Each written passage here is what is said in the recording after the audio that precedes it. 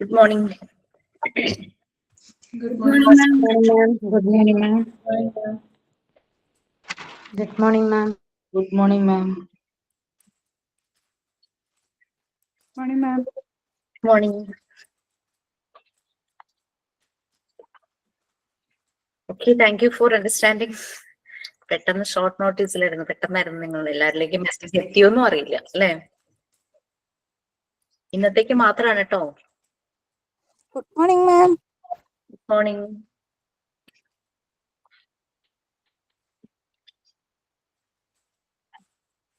Okay, please, we can start.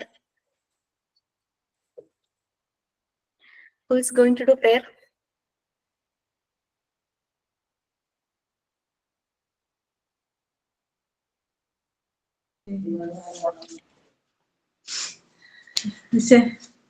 Yes, please. പ്രസിദ്ധിയാണോ prayer?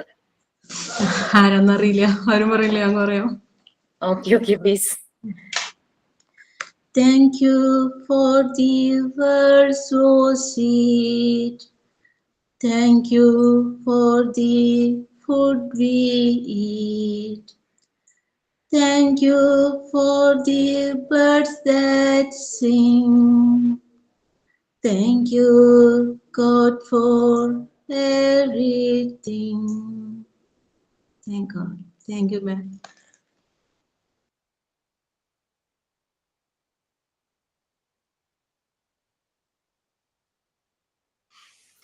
Okay, what's next? Signing thought for the day.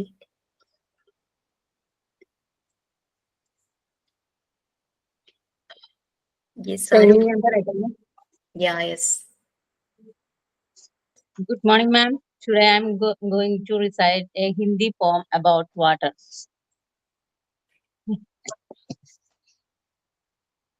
पानी से हर बूंद बनी है पानी का ही सागर, नभ में बादल दौड़ लगाते भर पानी की गागर। पानी से ही बहते झरने नदियां नाले बहते, ताल तलैया झील सरोवर पानी से भर रहते। पानी से ही फसलें उगती, हर वन उपवन फलता, पानी से ही इस वसुधा पर सबका जीवन चलता। आओ बचत करें पानी की, पानी उत्तम धन है, पानी से ही यह जग सुंदर, पानी से जीवन है।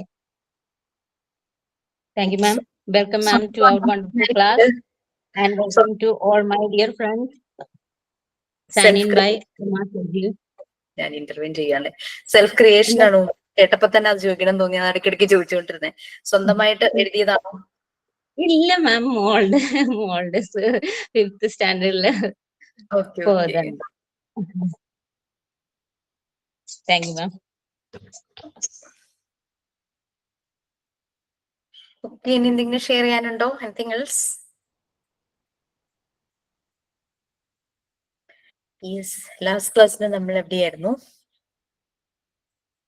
സ്കോപ്പ് ഓഫ് എഡ്യൂക്കേഷൻ സൈക്കോളജി വരെ എത്തി മാം. സ്റ്റാർട്ട് ചെയ്യണോ അത്? ഷെയർ ചെയ്തിട്ടോ.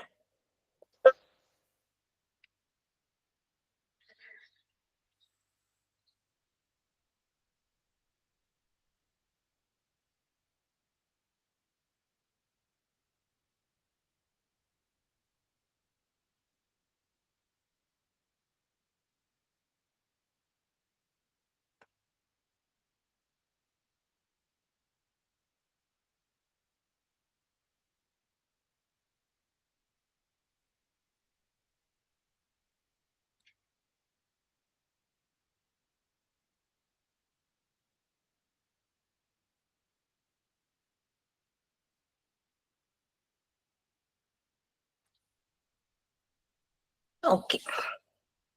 So next one is scope of education psychology. നമ്മുടെ എഡ്യൂക്കേഷണൽ സെറ്റിംഗ്സിൽ സൈക്കോളജിയുടെ ആപ്ലിക്കേഷൻ ആണ് എഡ്യൂക്കേഷണൽ സൈക്കോളജി എന്ന് നമ്മൾ പറഞ്ഞു. അതായത് it's an applied science, it's a positive science, it's not a normative science. അതൊക്കെ പറഞ്ഞല്ലേ? യെസ്, പറഞ്ഞു. നോർമാറ്റിക് സയൻസ് എന്ന് പറഞ്ഞു കഴിഞ്ഞാൽ കംപ്ലീറ്റ് തിയറിയെ മാത്രം ഡിപ്പെൻഡ് ചെയ്ത് പോകുന്നത്.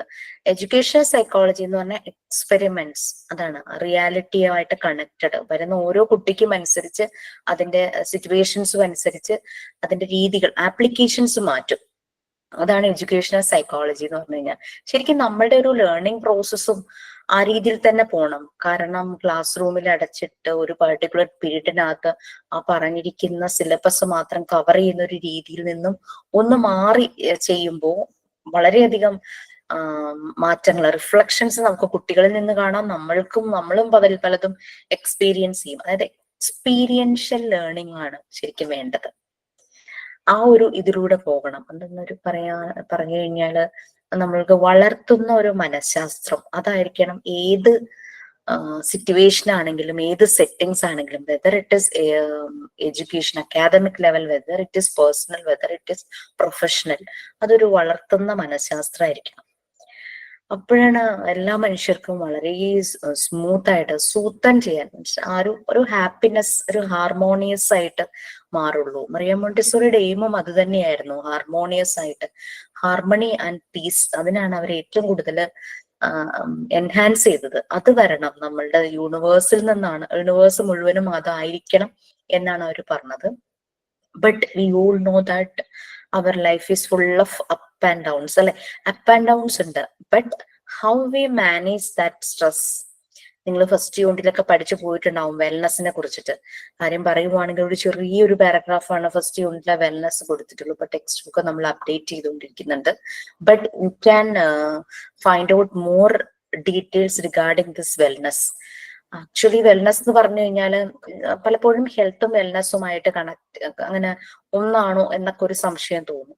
നമുക്ക് ഹെൽത്തിന് രണ്ട് ആസ്പെക്ട്സ് ആണ് വരുന്നത്, ഫിസിക്കൽ ഹെൽത്തും മെന്റൽ ഹെൽത്തും, അല്ലെ? നമുക്കറിയാം ന്യൂട്രീഷ്യസ് ആയിട്ടുള്ള ഭക്ഷണം കഴിച്ചു കഴിഞ്ഞാൽ നമ്മുടെ ശരീരത്തിനുള്ള ആരോഗ്യം കിട്ടും. നമ്മുടെ ഏജ് അപ്രോപ്രിയേറ്റ് ആയിട്ട് ഡൈജസ്റ്റ് ചെയ്യുന്ന രീതിയിലുള്ള ഫുഡ് ഹാബിറ്റ്സ് നമ്മൾ ഫോളോ ചെയ്ത് കഴിഞ്ഞാൽ നമ്മുടെ ശരീരത്തിന് ആരോഗ്യം കിട്ടും.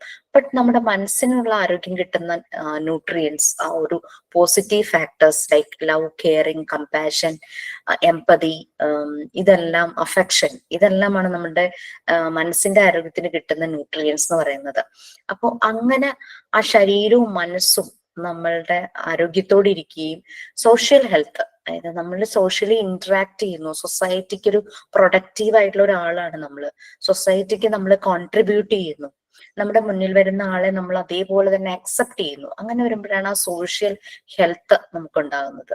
അതേസമയം അങ്ങനെ അക്സെപ്റ്റ് ചെയ്യാത്തൊരു മനുഷ്യൻ ആരുമായിട്ട് സോഷ്യലൈസ് ചെയ്യുന്നില്ല, ഇന്ററാക്ട് ചെയ്യുന്നില്ല, അങ്ങനെയൊക്കെ വരുമ്പോഴേക്കും അയാളുടെ സോഷ്യൽ ഹെൽത്ത് വളരെ ലോ ആയിരിക്കും. അപ്പോൾ WHO പറയുന്ന ഒരു ഹെൽത്ത് എന്ന് പറയുന്നത് ഈ മൂന്നും കൂടെ വരണം. ഒരു ഹെൽത്ത് ട്രയാങ്കിൾ ആണ് WHO പറയുന്നത്. So physical, mental, social wellbeing, അതാണ്. ആ ഒരു സുഖത്തോടു കൂടി, സമാധാനത്തോടു കൂടി, സന്തോഷത്തോടു കൂടി മനുഷ്യര്, ഹ്യൂമൻ ബീയിങ് ജീവിക്കണം എന്നുള്ള രീതിയിലാണ് പറയുന്നത്. അപ്പോ അതാണ് ശരിക്കും ഹെൽത്തിന്റെ കാര്യങ്ങൾ നമ്മൾ പറയുന്നത്. അപ്പൊ അവിടെ നമ്മൾ എക്സ്പീരിയൻസ് ചെയ്യുവാണ്.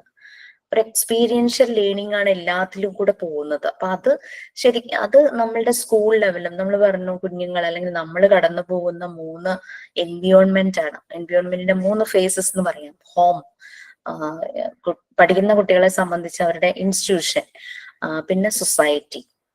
നമ്മളിപ്പോ വർക്ക് ചെയ്യുവാണെങ്കിൽ നമ്മൾക്ക് വർക്കിംഗ് പ്ലേസ് ആയിരിക്കും, പിന്നെ സൊസൈറ്റി. ഈ 3 ഏരിയ, എൻവിയോൺമെന്റിന്റെ 3 ഫേസുകളിലും നമ്മൾ വളരെ ഹാപ്പി ആയിട്ട് നമ്മളങ്ങ് മേർജ് ചെയ്ത് പോവുകയാണെങ്കിൽ വരുന്ന സ്ട്രെസ്സുകളെ, അത് വർക്ക് പ്രഷർ ആണെങ്കിലും വീട്ടിലെ കാര്യങ്ങളാണെങ്കിലും നമുക്ക് ബാലൻസ് ചെയ്യാൻ പറ്റുന്നുണ്ടെങ്കിൽ നമ്മൾ വെല്ലാണ് വെൽനെസ് നമുക്ക് കിട്ടുന്നതാണ്. വെൽനെസ്സിന് പല ആസ്പെക്ട്സുകളുണ്ട്, 10ഓളം ആസ്പെക്ട്സുകൾ ഉണ്ട്. അതിലെ ഏറ്റവും ലേറ്റസ്റ്റ് ആയിട്ടുള്ളതാണ് ക്ലൈമറ്റിക് വെൽനെസ്. അതിൽ റിസർച്ച് ഒക്കെ നടന്നുകൊണ്ടിരിക്കുകയാണ്.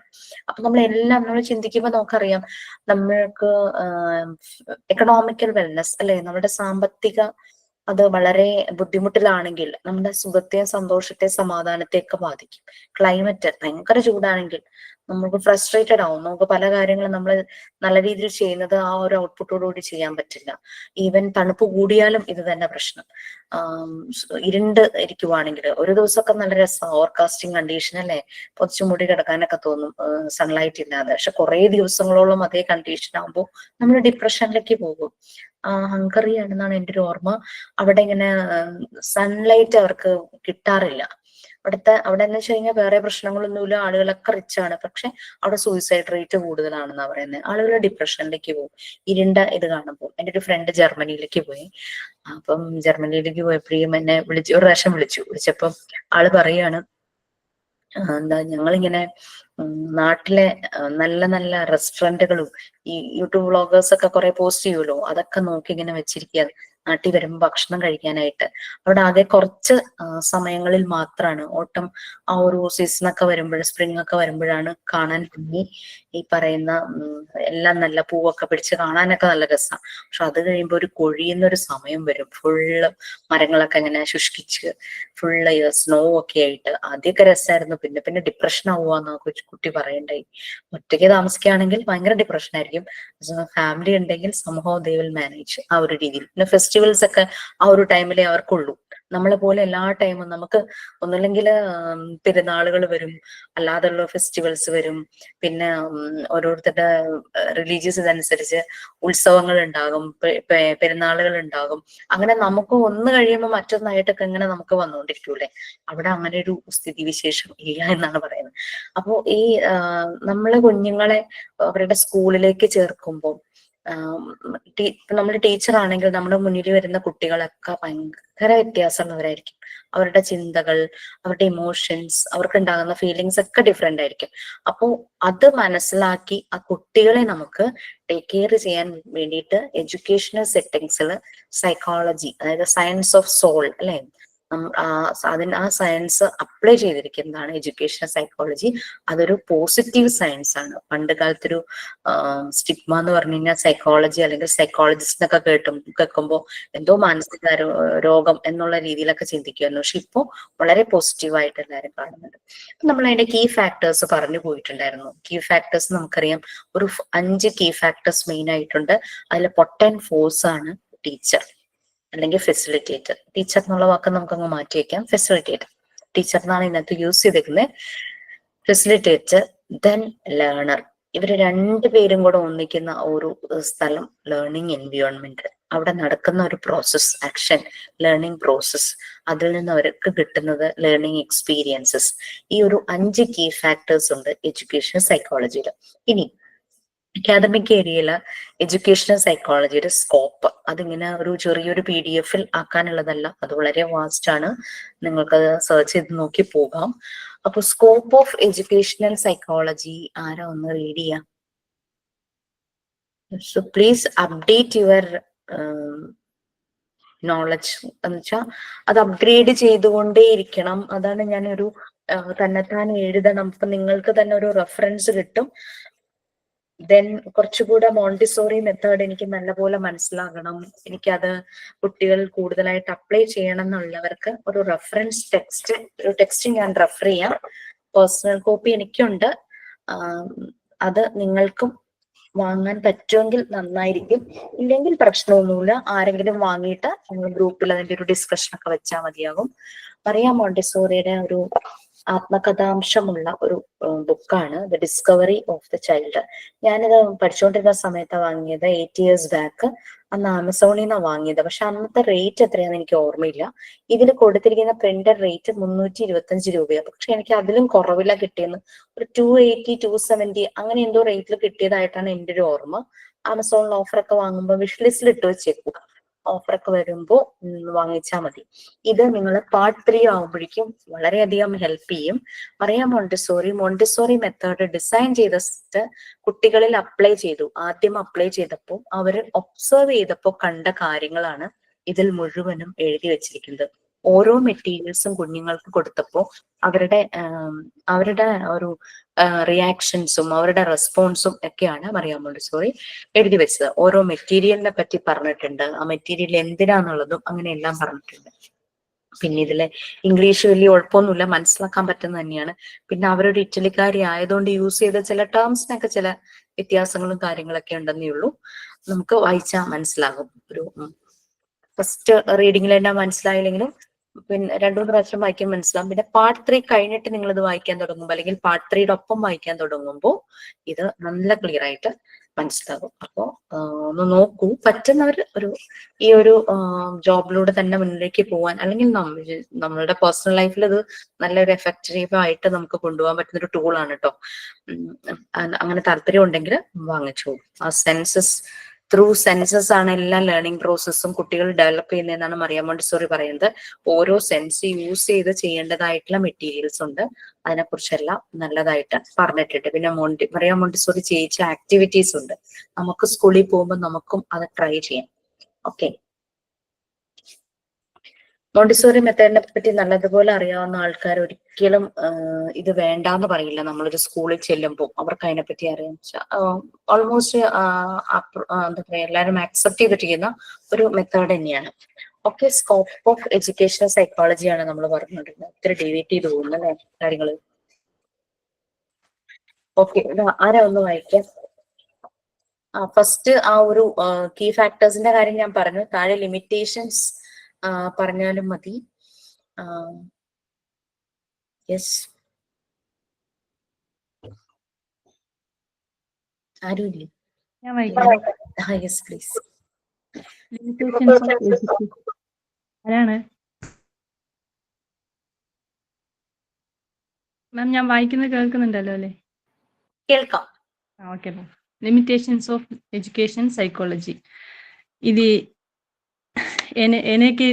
energetic and powerful nature of human behavior sets a number of limitations to the application of psychology to solve educational problems. These limitations are limitations due to nature of educational psychology. B, limitations due to the nature of human behavior. Limitations due to individual difference. The limitations due to limited scope of experiments on human beings. E, limitations due to the gap between theory and practice. Thank you.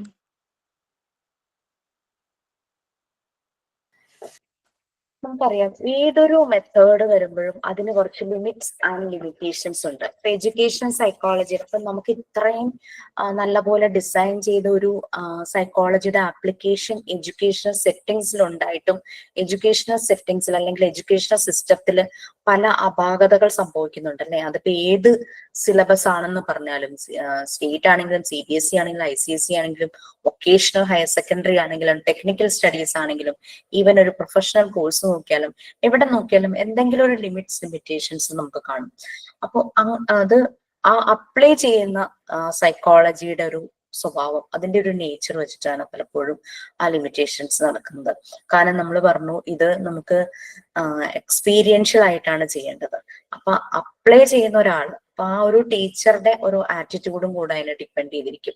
Practically നമ്മളൊരു കാര്യം apply ചെയ്യുമ്പോൾ, theoretically ആകുമ്പോഴേക്കും അതൊരു fact science അതിനെ depend ചെയ്തിരിക്കും. പക്ഷെ ഇതിൽ നമുക്ക് ഫുൾ തിയറി അല്ല നമ്മൾ അപ്ലൈ ചെയ്യുന്നത്, പ്രാക്ടിക്കലി ആണ് അപ്ലൈ ചെയ്യുന്നത്.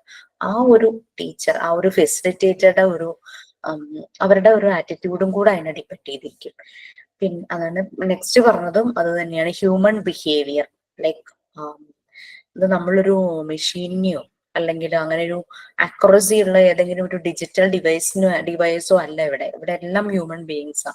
അപ്ലൈ ചെയ്യുന്ന ടീച്ചർ അല്ലെങ്കിൽ ഫെസിലിറ്റേറ്റർ അവര് ഹ്യൂമൻ ബീയിങ് ആണ്.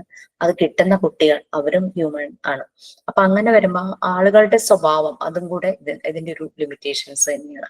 പിന്നെ ഇൻഡിവിജ്വൽ ഡിഫറൻസസ്. അപ്പൊ നമുക്കറിയാം ഹ്യൂമൻ ബിഹേവിയർ എന്ന് പറഞ്ഞപ്പോ ഒരു കാര്യം കൂടെ, നമുക്കൊരു മെഷീൻ അത് വളരെ 100% അക്യുറേറ്റ് ആയിട്ട് വർക്ക് ചെയ്യുന്നതാണെങ്കിൽ നമുക്കറിയാം അതിൽ നിന്ന് കിട്ടുന്ന പ്രോഡക്ട്സ് പ്രോബ്ലം ഒന്നും ഉണ്ടാവില്ല. നമുക്കറിയാം എന്തെങ്കിലും പ്രശ്നം വന്നാൽ അതിനെ നമുക്ക് സർവീസ് ചെയ്യാനായിട്ട് പറ്റും അല്ലെങ്കിൽ റീപ്ലേസ് ചെയ്യാനായിട്ട് പറ്റും. നമുക്ക് ഹ്യൂമന്റെ കാര്യത്തിൽ അങ്ങനെ പറ്റില്ലല്ലോ അല്ലെ. അതാണ് limitations due to the nature of human behaviour. പിന്നെ ഇൻഡിവിജ്വൽ ഡിഫറൻസസ്. നമ്മൾ ഒരു ഫെസിലിറ്റേറ്ററുടെ മുന്നിൽ 30 കുട്ടികൾ വന്നു, 30 കുട്ടികൾക്കും 30 സ്വഭാവങ്ങളാണ്. ഈവൻ പൊട്ടൻ ഫോഴ്സ് ആയി നിൽക്കുന്ന ആ ഒരു ഫെസിലിറ്റേറ്റർക്കും അതുണ്ട്. അത് നമ്മൾ മോണ്ടിസോറി മെത്തേഡിൽ ശരിക്കും പറയുന്നുണ്ട്. ഒരിക്കലും പേഴ്സണൽ കാര്യങ്ങളുമായിട്ട് തലയിൽ വെച്ചുകൊണ്ട് കുഞ്ഞുങ്ങളുടെ മുന്നിലേക്ക് വരരുതെന്നുള്ള രീതിയിൽ തന്നെയാണ് പറയുന്നത്. കാരണം ഒരു മോണ്ടിസോറി ഫെസിലിറ്റേറ്റർക്ക് വേണ്ട ഏറ്റവും നല്ല ക്വാളിറ്റി എന്ന് പറഞ്ഞു കഴിഞ്ഞാല് ഒബ്സർവേഷനും ആ കേൾക്കാനുള്ള മനസ്സും ആണ് വേണ്ടത്. അപ്പൊ നമ്മൾ ഒത്തിരി ഡിസ്റ്റർബ്ഡ് ആയിട്ട് വരുമ്പോൾ ഇത് രണ്ടും നമ്മളെ കൊണ്ട് ശരിയായ രീതിയിൽ സാധിക്കില്ല. അപ്പൊ limitations due to individual differences. കുട്ടികളിലും ഉണ്ട് ബിഹേവിയറൽ ഇഷ്യൂസ് വരും. ചിലപ്പോൾ ഇന്ന് ബിഹേവ് ചെയ്ത പോലെ ആവണമെന്നില്ല കുഞ്ഞുങ്ങൾ നാളെ ബിഹേവ് ചെയ്യാൻ. ഏജിനനുസരിച്ചും ചേഞ്ചസ് ഉണ്ടാകാൻ അതിനുള്ള ചാൻസും ഉണ്ട്. ഓക്കെ, അപ്പൊ അതങ്ങനെ അത്ര ഒരു സ്റ്റേബിൾ അല്ല പലപ്പോഴും ഈ ഒരു ഇൻഡിവിജ്വൽ ഡിഫറൻസസ് എന്ന് പറയുന്നത്. അതിങ്ങനെ മാറിക്കൊണ്ടിരിക്കും. അപ്പോ ടീച്ചർമാർക്ക് ചിലപ്പോൾ ഹെക്ടിക് ആയി മാറാറുണ്ട്. അവർക്ക് മാനേജ് ചെയ്യാൻ പറ്റാതെ വരുമ്പോൾ അവരുടെ കോൺഫിഡൻസ് നഷ്ടപ്പെടും. അങ്ങനത്തെ കുറെ. അപ്പൊ അതിന് വേണ്ടുന്ന ഒരു സപ്പോർട്ട് ടീച്ചേഴ്സിന് കിട്ടണം. നല്ല റിസോഴ്സ്ഫുൾ ആയിട്ടുള്ള ഒരു സപ്പോർട്ട് കിട്ടണം. നമ്മൾ സൂപ്പർവിഷനിൽ അത് പറയണ്ടായിരുന്നു. PG അവർക്കറിയാം. ഒരു സൂപ്പർവൈസർ എന്ന് പറഞ്ഞു എഡ്യൂക്കേഷൻ സെറ്റിങ്ങിലെ സൂപ്പർവൈസർ എന്ന് പറഞ്ഞു കഴിഞ്ഞാൽ അയാൾ ഒരു റിസോഴ്സ് പേഴ്സൺ തന്നെയായിരിക്കണം. ആ ഒരു എഡ്യൂക്കേഷൻ സെറ്റിങ്സിലെ ടീച്ചർമാർക്ക് അവരുടെ ജോലി നല്ല പോലെ ബെസ്റ്റ് ആയിട്ട് ചെയ്യാൻ പറ്റുന്ന രീതിയിലുള്ള സപ്പോർട്ട് കൊടുക്കുന്നവരാണ്. അപ്പൊ ആ രീതിയിലുള്ള റിസോഴ്സസ് ടീച്ചേഴ്സിന് അവൈലബിൾ ആണെങ്കിൽ മാത്രമാണ് ഈ ലിമിറ്റേഷൻസ് ഒക്കെ കുറെയൊക്കെ നമുക്ക് അതിനെ അത് മാറ്റാനായിട്ട് പറ്റുള്ളൂ. പിന്നെ ഹ്യൂമൻ ബീയിങ് അല്ലേ, നമുക്ക് എക്സ്പെരിമെന്റ് ഒന്നും നടത്താൻ പറ്റില്ലല്ലോ. കൊച്ചു കുഞ്ഞുങ്ങളിൽ നമ്മളെങ്ങനെ എക്സ്പെരിമെന്റ് നടത്താല്ലേ? നമ്മളിപ്പോ കേൾക്കുന്ന എന്തൊക്കെയോ ട്രാജഡികളാണ് കുട്ടികൾ റിലേറ്റഡ് ആയിട്ട് പലതും കേൾക്കുന്നത്. പല മിസ്റ്റീരിയസ് ആയിട്ടുള്ള പല കേസസുമാണ് നമ്മൾ കേൾക്കുന്നതും കാണുന്നതും. അപ്പൊ നമുക്കൊരു എക്സ്പെരിമെന്റ്, ഒരു കുട്ടിയെ വെച്ച് എക്സ്പെരിമെന്റ് ചെയ്തിട്ട് ബാക്കിയുള്ള കുട്ടികളിലേക്ക് നമുക്ക് അപ്ലൈ ചെയ്യാൻ പറ്റില്ലല്ലോ. അപ്പൊ എക്സ്പെരിമെന്റ്സ് ലിമിറ്റഡ് സ്കോപ്പാണ്, ഹ്യൂമൻ ബീയിങ് ആണ്. പിന്നെ തിയറിയും പ്രാക്ടീസും തമ്മിലുള്ള ഗ്യാപ്പ്, അത് ഏത് സെറ്റിംഗ് നമ്മൾ നോക്കിയാലും തിയറി അല്ല പ്രാക്ടിക്സിലേക്ക് വരുമ്പോൾ, ആപ്ലിക്കേഷൻ ലെവലിലേക്ക് വരുമ്പോൾ ആ തിയറി നമുക്ക് വളച്ചൊടിക്കേണ്ടതായിട്ട് വരും. അപ്പൊ ആ ഒരു ഗ്യാപ്പ്, ലിമിറ്റേഷൻസ്, ആ ഒരു ഗ്യാപ്പ് ശരിക്കും ഉണ്ട് എഡ്യൂക്കേഷൻ സെറ്റിംഗ്സിന്. Okay, next relevance and contribution of educational psychology. ഇതിന്റെ ഇമ്പോർട്ടൻസ്, പ്രൈം ഇമ്പോർട്ടൻസ് എന്തൊക്കെയാണ്? പിന്നെ എഡ്യൂക്കേഷൻ സൈക്കോളജിയുടെ കോൺട്രിബ്യൂഷൻസ്. നമുക്ക് കീ ഫാക്ടേഴ്സ് ആരൊക്കെയാണെന്ന് നല്ലപോലെ അറിയാം, എന്തൊക്കെയാണെന്നും ആരൊക്കെയാണെന്നും അറിയാം. അപ്പോൾ എഡ്യൂക്കേഷൻ സൈക്കോളജിയുടെ ഒരു കോൺട്രിബ്യൂഷൻസ് എന്ന് പറഞ്ഞു കഴിഞ്ഞാൽ ഈ കീ ഫാക്ടേഴ്സിൽ വരുന്നത് എല്ലാം അപ്ഗ്രേഡ് ആകണം, അവർക്ക് അതിന്റെ ബെനിഫിറ്റ്സ് കിട്ടണം. ബെനിഫിഷ്യറീസ് ലേണറും അതുപോലെ തന്നെ ടീച്ചറും ആണ്. അതിന്റെ എന്റെ റിസൾട്ട് വരുന്നത് ആ ഒരു ഇൻസ്റ്റിറ്റ്യൂട്ടിന്റെ ആ പെർഫോമൻസിലും ഔട്ട്പുട്ടിലും ഒക്കെ ആയിരിക്കും. അപ്പോൾ relevance and contribution of educational psychology, അതാണ് നെക്സ്റ്റ്. അത് പോയിന്റ്സ് ആയിട്ട് കൊടുത്തിട്ടുണ്ട്, ബുള്ളറ്റ് പോയിന്റ്സ് ആയിട്ട്. ചിലപ്പോൾ വേണമെങ്കിൽ പകുതി പോയിന്റ്സ് ഒരാൾക്ക് പറയാം, അല്ലെങ്കിൽ ബാക്കി അടുത്ത ആൾക്ക് പറയോ. നിങ്ങൾക്ക് എക്സ്പ്ലെയിൻ ചെയ്യണമെന്നോ ആഡ് ചെയ്യണമെന്നോ തോന്നുവാണെങ്കിൽ you can please. Ma'am, Yes. relevance and contribution of educational psychology. A systematic knowledge of educational psychology will be useful for the teacher in the following ways. First one, to understand the learner. Second one, to cater the individual difference. Third one, to understand the learning process. Fourth one, to understand effective method of teaching. And fifth one, to understand development characteristics. 5 point മതിയോ മാം? Yes, 5 അങ്ങനെ പോവാം. Okay, very good. So ഇതിന്റെ relevance and contribution education psychology, ഇത് എവിടെയാണ് useful, ആർക്കാണ് benefits കിട്ടുന്നത്? പിന്നെ ശരിക്കും പറഞ്ഞു കഴിഞ്ഞാൽ പൊട്ടൻറ്റ് ഫോഴ്സ് ടീച്ചറാണെന്ന് നമ്മൾ പറഞ്ഞു, അല്ലെങ്കിൽ ഫെസിലിറ്റേറ്റർ ആണെന്ന് പറഞ്ഞു. അത് ശരിക്കും എഡ്യൂക്കേഷൻ സൈക്കോളജിയുടെ ആപ്ലിക്കേഷൻസ് ഏറ്റവും അധികം ഹെൽപ്ഫുൾ ആകുന്നത്, യൂസ്ഫുൾ ആകുന്നത് ഈ പറയുന്ന ഫെസിലിറ്റേറ്റർ തന്നെയാണ്. കാരണം കുട്ടികളെ മനസ്സിലാക്കാൻ പറ്റും, കുട്ടികൾക്ക് എന്താണ് പ്രൊവൈഡ് ചെയ്യേണ്ടതെന്നുള്ളത് ടീച്ചർക്ക് മനസ്സിലാകും. അല്ലെങ്കിൽ ഇവരാകെ കൺഫ്യൂസ്ഡ് ആയി പോകും, ഞാൻ എന്ത് ചെയ്യണം, എന്താണ് ഞാൻ കൊടുക്കേണ്ടത്, എങ്ങനെ അത് ഡീൽ ചെയ്യും, ഇതൊക്കെ ഭയങ്കര സംശയം വരും. ടു അണ്ടർസ്റ്റാൻഡ് ദ ലേണർ, ഇവിടെ ലേണർ കുട്ടികളാണ്, സ്റ്റുഡൻസ്. ടു കാറ്റർ, അതായത് to provide the individual difference. നമുക്ക് മുന്നിൽ വരുന്ന കുട്ടികളൊക്കെ എല്ലാം ശരിക്കും ഡിഫറൻസസുകൾ ഉണ്ടെന്നറിയാം. അവരുടെ നീഡ്സും മനസ്സിലാക്കാനായിട്ട് ഈ ഒരു ഫെസിലിറ്റേറ്റർക്ക് പറ്റും. അവരുടെ ആ വ്യത്യാസം മനസ്സിലാക്കി അവർക്ക് എന്ത് പ്രൊവൈഡ് ചെയ്യണം, എല്ലാവർക്കും ഒരേപോലെ കൊടുക്കാനായിട്ട് പറ്റില്ലല്ലോ. അവരിലുള്ള ആ ഒരു ഡിഫറൻസ് മനസ്സിലാക്കിയിട്ട് അവർക്ക് പ്രൊവൈഡ് ചെയ്യാൻ പറ്റണം അവർക്ക് ആവശ്യമുള്ളത്, അവരുടെ നീഡ്സ് അനുസരിച്ച്. പിന്നെ ലേണിംഗ് പ്രോസസ് മനസ്സിലാക്കും. ഇപ്പൊ സ്കൂളിലൊക്കെ ടീച്ചറായി കിട്ടിയവർക്കൊക്കെ മിക്കവർക്കും അറിയാം, അല്ലെങ്കിൽ മക്കളുടെ സ്കൂളിലെ അപ്പം ചിലപ്പോൾ കാര്യങ്ങളൊക്കെ അറിയാൻ പറ്റും ടീച്ചേഴ്സുമായിട്ട് നല്ല കണക്ഷൻ ഉണ്ടെങ്കിൽ.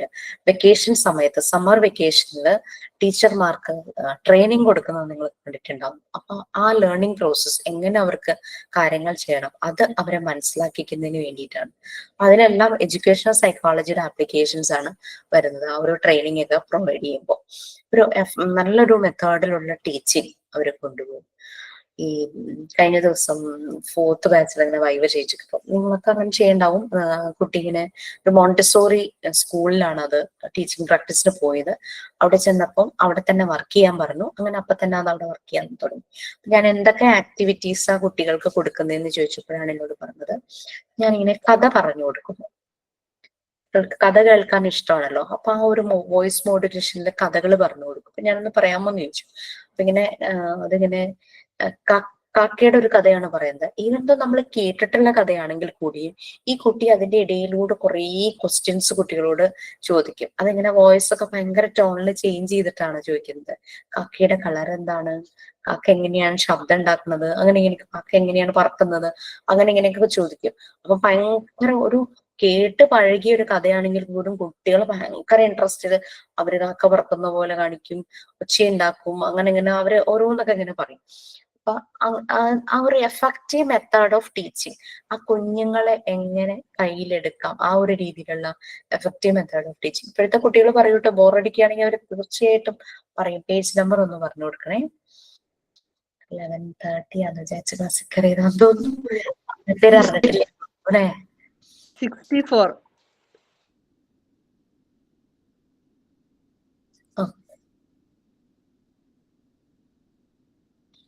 Okay. So effective method of teaching അത് മനസ്സിലാകും. പിന്നെ നമുക്ക് മുന്നിൽ വരുന്ന കുഞ്ഞുങ്ങള് അവര് വളർന്നുകൊണ്ടിരിക്കുകയാണ്, അവരുടെ ശരീരവും മനസ്സും വളർന്നുകൊണ്ടിരിക്കുകയാണ്. അവരുടെ കോഗ്നിറ്റീവ് ഡെവലപ്മെന്റിലാണ് ടീച്ചർമാർ എപ്പോഴും ഫോക്കസ് ചെയ്യുന്നത് അല്ലെ. അവരുടെ ആ ഒരു ഇന്റലക്ച്വൽ ലെവൽ, അവർ ഏതിലാണ് അവർക്ക് കൂടുതൽ ടേസ്റ്റ്, അവരുടെ ആപ്റ്റിറ്റ്യൂഡ്, അഭിരുചി ഏതിലാണ്, ഇൻട്രസ്റ്റ് ഏതിലാണ് എന്നൊക്കെ മനസ്സിലാകുന്നത്. അപ്പോൾ ആ ഡെവലപ്മെന്റ് ക്യാരക്ടറിസ്റ്റിക്സ് മനസ്സിലാക്കാനായിട്ട് പറ്റും. ഓക്കെ, നെക്സ്റ്റ് 5 പോയിന്റ്സ് ആരെങ്കിലും വായിച്ചോളൂ, റീഡ് ചെയ്ത്. മാം ഒരു ഡൗട്ട് ചോദിക്കട്ടെ? To cater the individual difference എന്നുള്ള പോയിന്റ് പറഞ്ഞില്ല മാം. അതില് പിന്നെ ചില കുട്ടികൾ നമുക്ക് ഹൈപ്പർ ആക്റ്റീവ് ആയിട്ടുള്ള കുട്ടികളൊക്കെ ഉണ്ടാവല്ലോ ഈ ഒരു KG ക്ലാസ്സിലൊക്കെ. അപ്പോൾ ആ ഒരു കുട്ടി, അതായത് നമുക്ക് എന്ത് പറഞ്ഞാലും അവരുടേതായിട്ടുള്ള ആക്ടിവിറ്റീസ് ചെയ്തുകൊണ്ടിരിക്കുന്ന, അല്ലെങ്കിൽ മറ്റുള്ള കുട്ടികളെ പോലും ലിസൺ ചെയ്യാൻ അനുവദിക്കാത്ത തരത്തിലുള്ള ചില കുട്ടികൾ ഉണ്ടാവല്ലോ. അവരെ നമ്മൾ എങ്ങനെയാണ് ഡിഫറെന്റ് ആയിട്ടുള്ള കുട്ടികളെ കൈകാര്യം ചെയ്യേണ്ടത്? അവർക്ക് ശരിക്കും അവരുടെ ഒരു പൊട്ടൻഷ്യലാണ് അത്, അവരുടെ ഒരു എനർജി. അതും മറിയാൻ മോണ്ടിസോറി പറയുന്നുണ്ട് കേട്ടോ. എല്ലാവരുടെ ഉള്ളിലും ഒരു എനർജി ഉണ്ട്. ഈ എനർജിയെ ശരിയായ വഴിയിലേക്ക് തിരിച്ചുവിടണമെന്ന്. ഈ എനർജീനെ അവര് വിളിച്ച പേര് ഹോം എന്നാണ്. അപ്പൊ ഈ ഹൈപ്പർ ആക്റ്റീവ് ആയിട്ടുള്ള കുട്ടികളിലെ ഈ ഹോമിന്റെ ലെവല്, ആ ഒരു എനർജി ലെവൽ കുറച്ച് ഹയർ ലെവലിലായിരിക്കും.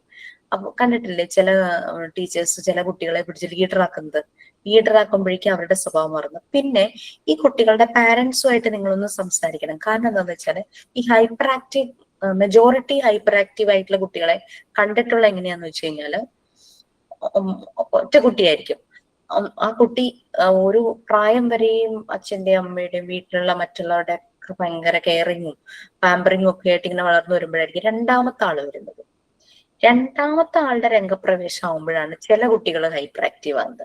ചിലർ ആദ്യം തുടങ്ങിയ ഹൈപ്പർ ആക്റ്റീവ് ആയിരിക്കും, പക്ഷെ അത് ഏത് കാറ്റഗറിയിലാന്ന് നമ്മൾ നോക്കണം. ആദ്യം തുടങ്ങിയ ഹൈപ്പർ ആക്റ്റീവ് ആണോ?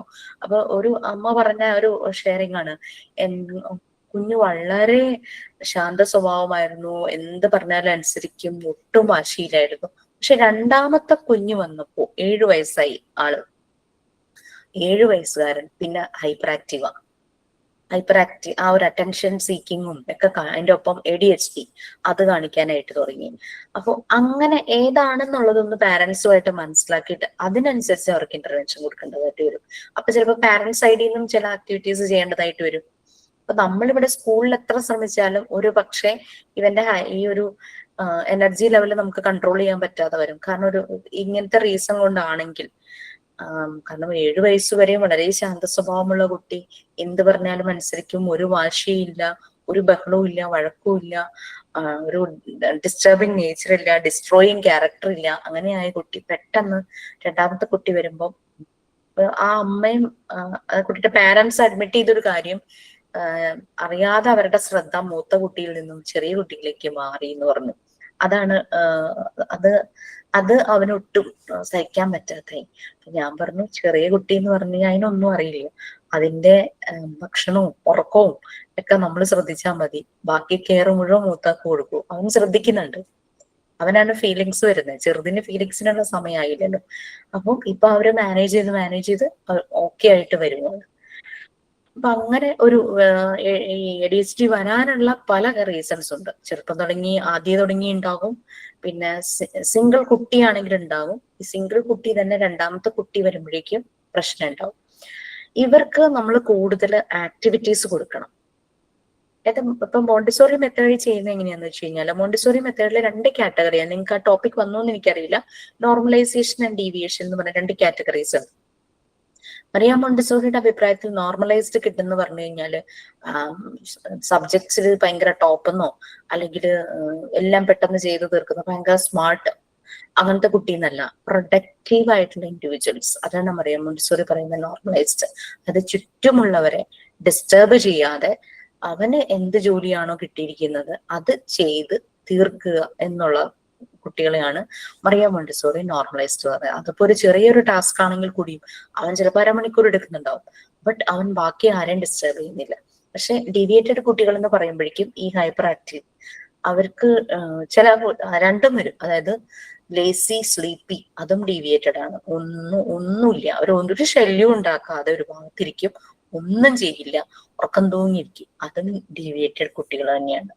അതുപോലെ തന്നെ ഭയങ്കര ഓവർ സ്മാർട്ട്, എല്ലാത്തിനും ടോപ്പൊക്കെ ആയിരിക്കും, പക്ഷെ ഭയങ്കര അജിറ്റേറ്റിംഗ് ക്യാരക്ടർ, വയലൻസ് ഉണ്ടാവും.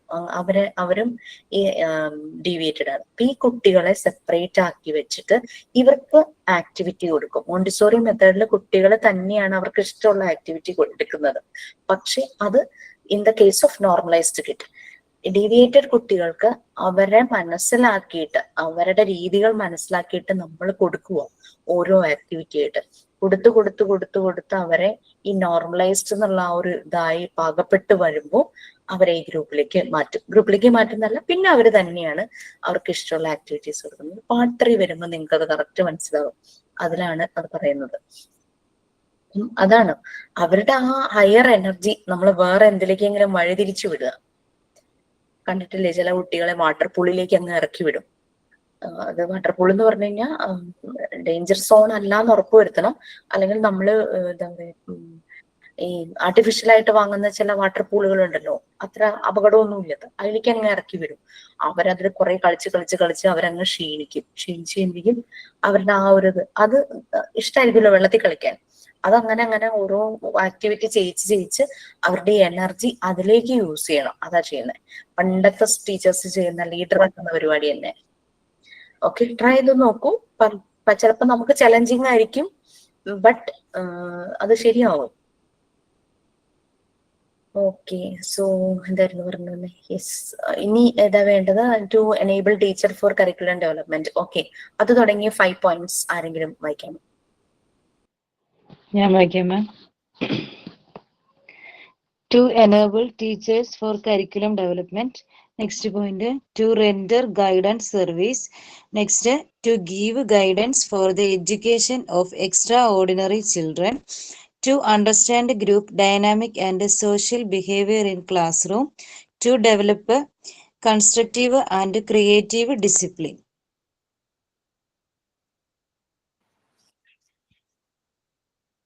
ഓക്കെ, നമുക്കറിയാം എഡ്യൂക്കേഷണൽ സെറ്റിങ്സ് എന്ന് പറഞ്ഞു കഴിഞ്ഞാല് അവിടെ ഒരു കരിക്കുലം ഡെവലപ്മെന്റ് ഉണ്ട്. പറയുമ്പോൾ നമുക്ക് നമ്മുടെ കുട്ടികളുടെയൊക്കെ ടെക്സ്റ്റ് ബുക്ക് എടുത്തു കഴിഞ്ഞാൽ ടെക്സ്റ്റ് ബുക്ക് പ്രിപ്പയർഡ് ആയി എന്ന് പറഞ്ഞാൽ അവരുടെ ക്വാളിഫിക്കേഷൻസ് ഒക്കെ കൊടുക്കുമ്പോൾ എന്ത് തന്നെയായാലും ടീച്ചേഴ്സ് കാണും അതിനകത്ത്. അപ്പോൾ ആ ഒരു ടീച്ചേഴ്സിനെ അത്രയും റിസോഴ്സ്ഫുൾ ആക്കുക ഒരു കരിക്കുലം ഡെവലപ്പ് ചെയ്യുന്നതിൽ. അക്കാദമിക് ഏരിയയിലെ കാര്യങ്ങൾ നമുക്ക് കോ കരിക്കുലറും ഉണ്ട്, കരിക്കുലർ ആക്ടിവിറ്റി കരിക്കുലം ഉണ്ട്. കരിക്കുലം എന്ന് പറഞ്ഞാൽ അക്കാദമിക് ആയിട്ടുള്ള കാര്യങ്ങൾ അതിൽ ഡെവലപ്പ് ചെയ്യുന്ന രീതിയിൽ ആ സജഷൻസ് ടീച്ചേഴ്സിന് കൊടുക്കാമല്ലോ. ഇന്ന കാര്യങ്ങൾ കൂടി ഇൻക്ലൂഡ് ചെയ്താൽ നന്നായിരിക്കും, ഇത് അതിൽ റെലവെന്റ് അല്ലാതെ മാറ്റാം, അങ്ങനെയൊക്കെ പറഞ്ഞിട്ട് ഒരു സിലബസ് അപ്ഡേറ്റ് ചെയ്യുന്നതിലും എക്സാംസ് എങ്ങനെ കണ്ടക്ട് ചെയ്യണം എന്നുള്ള രീതിയിലും അങ്ങനെയുള്ള കാര്യങ്ങളിൽ കുറെ അതെല്ലാം വരുന്നു. അപ്പൊ ആ രീതിയിൽ ടീച്ചേഴ്സിനെ എനേബിൾ ചെയ്യുന്നു ഫോർ ഡെവലപ്പിംഗ് കരിക്കുലം. പിന്നെ ഗൈഡൻസ്, അതായത് ടീച്ചർമാർക്ക് ബെനിഫിഷ്യൽ ആയിട്ട് യൂസ്ഫുൾ ആയിട്ടുള്ള കാര്യങ്ങളാണ് നമ്മളിത് പറഞ്ഞുകൊണ്ടിരുന്നത്. അവർക്ക് വേണ്ടുന്ന പ്രോപ്പർ ഗൈഡൻസ് കൊടുക്കുന്നു, എങ്ങനെ പോകണം, ഏതൊരു രീതിയിലായിരിക്കണം എന്നുള്ള രീതിയിൽ ഗൈഡൻസ് കൊടുക്കുന്നു. പിന്നെ പലപ്പോഴും വരുന്ന കുട്ടികളൊക്കെ ചിലപ്പോൾ സ്പെഷ്യൽ ആയിട്ട് എന്തെങ്കിലും education, special training, remedial teaching അങ്ങനെയൊക്കെ കൊടുക്കേണ്ടതായിട്ട് വരും. അപ്പൊ അങ്ങനെ അതിന് വേണ്ടുന്ന guidance for the education of extra ordinary children, ഇപ്പൊ നമ്മൾ ഈ പറഞ്ഞ ഹൈപ്പർ ആക്റ്റീവ് ഒക്കെ അതിനകത്ത് എടുക്കാം. ഓക്കെ, പിന്നെ അതുപോലെ തന്നെ ഒരു എഡ്യൂക്കേഷൻ സെറ്റിങ്സ്, നമുക്കറിയാം ഒരു ഓഫീസ് അല്ലെങ്കിൽ ഒരു എഡ്യൂക്കേഷൻ സെറ്റിംഗ്, അവിടുത്തെ സ്റ്റാഫ് എന്നൊക്കെ പറയുമ്പോൾ ഒരു ടീം വർക്കും വരാറുണ്ട്. ഇൻഡിവിജ്വലി ആയിട്ടും കാര്യങ്ങൾ ചെയ്യേണ്ടതായിട്ട് വരും. പക്ഷെ അതുപോലെ തന്നെ ടീം വർക്ക് കുട്ടികളുമായിട്ട് ടീമായിട്ട് ചേർന്ന് ചെയ്യേണ്ടതായിട്ട് വരും. അപ്പൊ അത് ശരിക്കും ഒരു എപ്പോഴും അല്ലാണ്ട് ഒറ്റ രീതിയിൽ ഒരാൾ ഒറ്റയ്ക്ക് ചെയ്യുന്ന കാര്യങ്ങളായിരിക്കില്ല. അപ്പൊ ആ ഒരു ഗ്രൂപ്പ് ഡൈനാമിക്സ് മനസ്സിലാക്കാനായിട്ട്, അതിന്റെ ഒരു സ്ട്രെങ്ത്, അതിന്റെ പോസിറ്റീവ്നെസ് മനസ്സിലാക്കാനായിട്ട് ടീച്ചർമാരെ അവെയർ ചെയ്യിക്കുക. അതുപോലെ തന്നെ ക്ലാസ് റൂമിലെ സോഷ്യൽ ബിഹേവിയർ, കുറച്ചു മുമ്പ് നമ്മൾ പറഞ്ഞു ഹെൽത്ത് എന്ന് പറയുന്നത് ഭക്ഷണം കഴിച്ച് ശരീരത്തിനുണ്ടാകുന്ന ഹെൽത്ത് മാത്രമല്ല, ശാരീരികവും മാനസികവും സാമൂഹികപരമായ ഹെൽത്താന്ന് പറഞ്ഞു, സോഷ്യൽ ഹെൽത്താന്ന് പറഞ്ഞു. ഈ സോഷ്യൽ ഹെൽത്ത് നമുക്കുണ്ടെങ്കിലാണ് നമുക്കൊരു സൊസൈറ്റിക്ക് നല്ല രീതിയിൽ ജീവിക്കാൻ പറ്റുള്ളൂ. നമുക്ക് ആളുകളുമായിട്ട് ഇന്ററാക്ട് ചെയ്യണം. നമ്മുടെ വീടിന്റെ തൊട്ടടുത്ത് ഒരാൾ വന്ന് താമസിക്കുന്നു, നമ്മൾ ഹാപ്പിയായി ഒരു അയൽപക്കം കിട്ടിയല്ലോ എന്ന് വിചാരിക്കുമ്പോൾ അവര് നമ്മളെ കണ്ടാൽ വാതിലടയ്ക്കുന്നു, സംസാരിക്കുന്നില്ല, നമ്മൾ ചിരിച്ചാൽ പോലും അവർ മൈൻഡ് ചെയ്യുന്നില്ല, അവർ ഇന്ററാക്ട് ചെയ്യുന്നില്ല. സോ ദാറ്റ് മീൻസ് അവരുടെ സോഷ്യൽ ഹെൽത്ത് വളരെ ലോ ആണ്. ഒരു ടീച്ചർ എന്ന് പറയുമ്പോൾ മുന്നിലെ 30 കുട്ടികൾ മാത്രമല്ല, 30 ഫാമിലി, ഒരു കമ്മ്യൂണിറ്റി അല്ലെങ്കിൽ ഒരു സൊസൈറ്റിയുമായിട്ട് കണക്ഷൻ വരുന്നവരാണ് ഒരു ടീച്ചർ എന്ന് പറയുന്നത്, അല്ലെ? ആ ഒരു 30 കുട്ടികൾ കഴിഞ്ഞ് അടുത്ത ബാച്ച് വരുന്നാലും അവർക്ക് അവരുടെ കണക്ഷൻ കൂടിക്കൂടി വരുക. ദാറ്റ് മീൻസ് അവരുടെ ആ സൊസൈറ്റിയുമായിട്ടുള്ള അവരുടെ കണക്ഷൻ കൂടുതലാണ്. അപ്പൊ ആ ഒരു സോഷ്യൽ ബിഹേവിയർ ക്ലാസ് റൂമിലും കാണിക്കണം. അതുപോലെ തന്നെ കുട്ടികളുമായിട്ട് കണക്റ്റഡ് ആയിട്ടുള്ളവരായിട്ടുള്ള സോഷ്യൽ ഇന്ററാക്ഷനും ഹെൽത്തി ആയിരിക്കണം. To develop constructive and creative discipline. സാധാരണഗതിയിൽ പണ്ട് കാലങ്ങളിൽ ഒരു ട്രഡീഷണൽ മെത്തേഡ് എന്ന് പറഞ്ഞു കഴിഞ്ഞാൽ കുട്ടികൾ എന്തെങ്കിലും ചെയ്തു കഴിഞ്ഞാൽ, മിസ്റ്റേക്ക് വന്നു കഴിഞ്ഞാൽ അവരെ പണിഷ് ചെയ്യുന്ന ഒരു രീതി ഉണ്ടായിരുന്നു. അത് മാറി കുറച്ചുകൂടി അവരുമായ കൺസ്ട്രക്റ്റീവ് ആൻഡ് ക്രിയേറ്റീവ് ഡിസിപ്ലിൻ. ഇപ്പൊ ക്ലാസ് റൂമിൽ കുട്ടികൾ മിണ്ടാതിരിക്കുന്നില്ല, അപ്പൊ നമുക്ക് ക്രിയേറ്റീവ് ആയിട്ട് അവരെ മിണ്ടാതിരുത്താനായിട്ട് എന്തെങ്കിലും ഗെയിമോ എന്തെങ്കിലും ആക്ടിവിറ്റീസോ കൊടുക്കാം. അതാണ് കൺസ്ട്രക്റ്റീവ് ആൻഡ് ക്രിയേറ്റീവ് ഡിസിപ്ലിൻ എന്ന് പറയുന്നത്. മറ്റേത് പേരെഴുതിക്കുക, അടിക്കുക, അങ്ങനെയൊക്കെയുള്ള പണിഷ്മെന്റ് ഒക്കെ ഉണ്ടായിരുന്നല്ലോ. പുറത്തിറക്കി നിർത്തുക, ബെഞ്ചിൽ കയറ്റി നിർത്തുക, അങ്ങനെയുള്ള ചില രീതികളൊക്കെ ഉണ്ടായിരുന്നു. അപ്പൊ അങ്ങനെയുള്ളത് അങ്ങനെ ഒരു പണിഷ്മെന്റ്, അവരുടെ ഒരു ചെറിയൊരു തെറ്റിന് ഒരു പണിഷ്മെന്റ് കൊടുക്കുന്നതിന് പകരം അത് ഒരു ക്രിയേറ്റിവിറ്റി പോലുള്ള കാര്യങ്ങളിലേക്ക് ആ രീതിയിൽ മാറ്റുക, കുട്ടികൾക്കും ഇൻട്രസ്റ്റിംഗ് ആവുന്ന രീതിയിൽ. ഓക്കെ, അതിനൊരു എക്സാമ്പിൾ പറയോ? എക്സാമ്പിള് മുന്നിലുള്ള ഏജ് ഗ്രൂപ്പ് അനുസരിച്ചേ നമുക്ക് ചെയ്യാൻ പറ്റുള്ളൂ. ഞങ്ങൾക്ക് മോണ്ടിസോറി പഠിച്ചുകൊണ്ടിരുന്ന സമയത്ത് ഞങ്ങൾക്ക് കമ്പൽസറി ആയിരുന്നു ഇംഗ്ലീഷിൽ തന്നെ കമ്മ്യൂണിക്കേറ്റ് ചെയ്യണമെന്ന്. അപ്പോ ഫസ്റ്റ് 1 വീക്ക് മാത്രം പെർമിറ്റ് ചെയ്തു മലയാളം സംസാരിക്കാനായിട്ട്. പിന്നെ മിക്സഡ് ലാംഗ്വേജ് പോലും ഞങ്ങളെ അലോ ചെയ്തില്ല. മലയാളത്തിൽ ഇപ്പൊ ലൈക്ക് അമ്മ, അച്ഛൻ, ലൈക്ക് അങ്ങനത്തെ ഗ്രൂപ്പ് ആക്ടിവിറ്റീസ് കൊടുക്കാം. അതായത് ഒരാളെ മാത്രം പിടിച്ച് ചെയ്യിക്കുന്നതിനേക്കാളും ഗുഡ് ഗ്രൂപ്പ് ആക്ടിവിറ്റീസ്. അമ്മ, അച്ഛൻ എന്നൊക്കെ ഉള്ള അങ്ങനെയുള്ള കോമൺ വേർഡ്സ് ഒക്കെ നമുക്ക് മലയാളം യൂസ് ചെയ്യാം.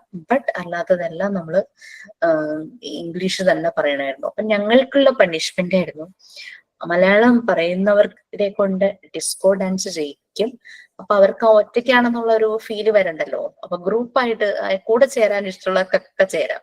അങ്ങനെയായിരുന്നു ഞങ്ങളുടെ മനുഷ്യൻ. ഞാൻ പിന്നെ എനിക്ക് ഡാൻസ് വഴങ്ങാത്തത് കൊണ്ട് ഞാൻ അതുകൊണ്ട് ഫോഴ്സ്ഫുള്ളി എനിക്ക് ഇംഗ്ലീഷ് പറയേണ്ട വന്നു. കാരണം ഗ്രൂപ്പ് ഡിസ്കോ ഡാൻസ് ഒക്കെ കളിക്കുക എന്ന് പറഞ്ഞാൽ ഭയങ്കര രസമായിരിക്കുമല്ലോ. പക്ഷെ നമ്മൾ ഗ്രൂപ്പ് ചെയ്യുമ്പോൾ നമുക്കത് ഇപ്പൊ ഒരാൾക്ക് പണിഷ്മെന്റ് ആണെങ്കിൽ കൂടി ബാക്കിയുള്ളവർ ചേരും. ഇപ്പൊ പണിഷ്മെന്റ് കിട്ടാത്തവരാണെങ്കിൽ കൂടി അയാളുടെ കൂടെ ചേരും. അപ്പൊ പിന്നെ അത് ഒരു പണിഷ്മെന്റ് ആയിട്ട് നമുക്ക് ഫീൽ ചെയ്യില്ലല്ലോ. ഒരു ആ രീതിയിലായിരുന്നു. ഓക്കെ, നെക്സ്റ്റ് ബാക്കിയുള്ള പോയിന്റ്സ് വായിക്കാം. ഞാൻ വായിക്കാം ma'am. To help in measuring learning outcomes, to prepare timetable, to prepare textbooks and instructional materials, to select appropriate co-curricular activities, and to know about himself. To understand problems of children. അല്ലെ, പലപ്പോഴും കുട്ടികള് വീട്ടില് അല്ലെങ്കിൽ പുറത്ത് ബന്ധുക്കളുടെ വീട്ടിലൊക്കെ അനുഭവിക്കുന്ന പ്രശ്നങ്ങൾ മനസ്സിലാക്കുന്ന ടീച്ചറാണ്. എന്തെങ്കിലൊക്കെ ഇഷ്യൂസ് അവരിലുണ്ടെങ്കിൽ അത് പെട്ടെന്ന് മനസ്സിലാക്കുന്നത് ഒരു അവരുടെ ടീച്ചറായിരിക്കും. ടീച്ചറോട് പറയാൻ കുറച്ചുകൂടി ഇഷ്ടമായിരിക്കും അവർക്ക്. മീൻസ് അവര് കുറച്ചുകൂടെ കംഫർട്ട് ആയിരിക്കും, ഇഷ്ടത്തെക്കാൾ കൂടുതലും കംഫർട്ടബിൾ ആയിരിക്കും. അമ്മയുടെ അടുത്ത് എന്തെങ്കിലും പറയുമ്പോ നീ ഞാൻ തിരക്കിലാണ്, ഞാനൊരു പണിയിലാണ് എന്ന് പറഞ്ഞിട്ട് കുഞ്ഞ് അവിടെ അങ്ങ് ബ്ലോക്ക് ആവുക. അപ്പൊ അമ്മമാരങ്ങനെയൊന്നും അല്ല കേട്ടോ, ഞാനൊരു ജനറലി പറഞ്ഞതേ ഉള്ളൂ. കുട്ടി അവിടെ അങ്ങ് ബ്ലോക്ക് ആവുക. അമ്മ എപ്പോഴും തിരക്കില്ല. അല്ലെങ്കിൽ പറയാൻ വരുമ്പോഴായിരിക്കും അമ്മ അച്ഛനും മൊബൈലിൽ നോക്കിക്കൊണ്ടിരിക്കുന്നു. അവര് തിരക്കിലാണല്ലോ, മൊബൈലിലാണ്. കാരണം മൊബൈലിൽ നോക്കുമ്പോ ചെന്ന് വിളിക്കുമ്പോ ഇവര് ശ്രദ്ധിക്കാതിരിക്കോ പിന്നെ വരുമെന്ന് എന്തെങ്കിലും പണ്ട് പറഞ്ഞിട്ടുണ്ടാവാം.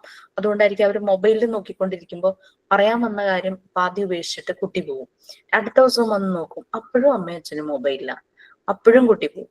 മൂന്നാമത്തെ ദിവസം വന്ന് നോക്കും, അപ്പോഴും അമ്മയും അച്ഛനും മൊബൈലില്ല, അപ്പോഴും കുട്ടി പോകും. പിന്നെ കുട്ടി വേറെ എല്ലാവരുടെ അടുത്തേക്ക് പോകും പറയാനായിട്ട്. അപ്പോൾ കുട്ടികളുടെ പ്രശ്നങ്ങൾ മനസ്സിലാക്കാൻ ഏറ്റവും പറ്റുന്നത് അവരുടെ വളരെ പ്രിയപ്പെട്ട ടീച്ചർക്ക് തന്നെയാണ്.